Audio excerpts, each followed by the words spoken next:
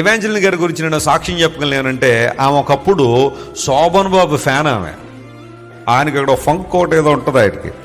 ఇంకా దాన్ని చూడగానే ఆమెకి చాలా సంతోషం అనమాట. ఆయన సినిమా ఏమన్నా వస్తే పాటలన్నీ ఆ సినిమా థియేటర్లోకి వెళ్ళి రాసేసుకుని బయటకు వచ్చేసి ఆ వీధిలో అందరినీ పోగేసి ఆ పాటలు పాడేస్తూ ఉండే.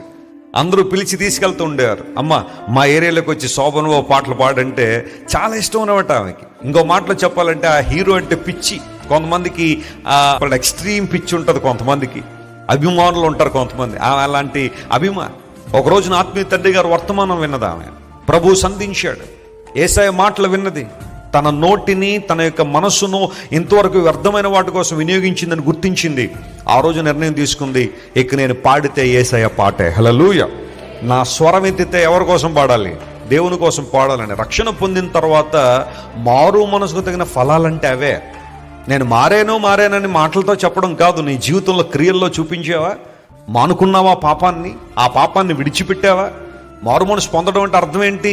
దేవుని సందుకు వచ్చి ఒక తప్పిదాన్ని ఒప్పుకున్నప్పుడు అది మరలా చెయ్యను అని దేవునితో నిబంధన చేసుకోవడం, అది మారు మనసు అంటే.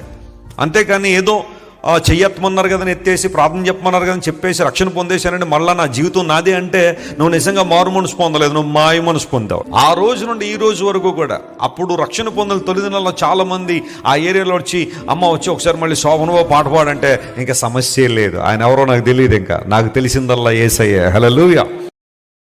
Download ShareChat.